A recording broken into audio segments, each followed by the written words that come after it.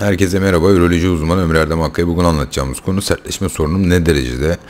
Düşük, orta, ağır derecede nasıl bilebilirim, nasıl anlayabilirim? Arkadaşlar normalde ürolojide biz uluslararası cinsel işlev indeksi formu diye bir form kullanıyoruz. Bu formda hastanın cinsel fonksiyonları puanlanarak değerlendiriliyor.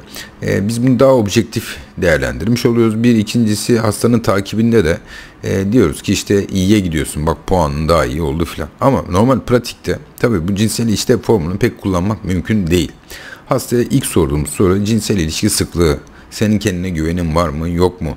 İlişki sırasında ereksiyon kaybı yaşıyor musun, yaşamıyor musun? Sabah ereksiyonların ne vaziyette diye soruyoruz. Tabii mesela 40 yaşında bir erkek geldi polikliniğe diyelim ki haftada 2 ya da 3 kere cinsel ilişki beklerken eğer hasta derse ki ayda ben 1 kere 2 kere ilişkiye giriyorum derse ve bunlarda da cinsel problemler, ereksiyon problemleri yaşıyorum derse çok bariz bir şekilde hastalarda problem oluyor. Bazen hasta geliyor diyor ki son 6 aydan beri ilişkiye girmedim diyor. Tabii insanlar ister istemez çekiniyor.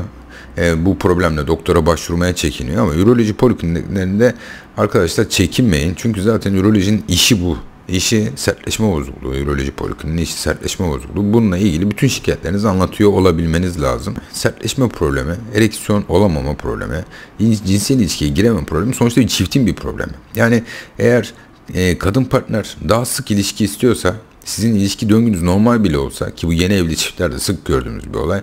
Kişinin diyelim ki cinsel döngüsü haftada 1 ya da 2'ye uygun. Ama yeni evlendi. Tabii haftada yani her gün ilişkiye de girebilirler. Sabah akşam da ilişkiye girebilirler yeni evli bir çift. Tabii kişinin döngüsü buna uymayabilir mesela. Yani bu kadar sık ilişkiye girmeye kalktığı zaman kişide sertleşme bozukluğu görülebilir.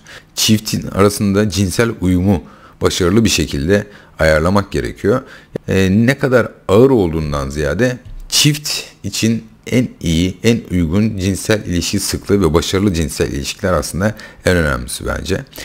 Genel olarak bu şekilde sertleşme sorunun derecesi. Dinlediğiniz için teşekkürler, saygılarım.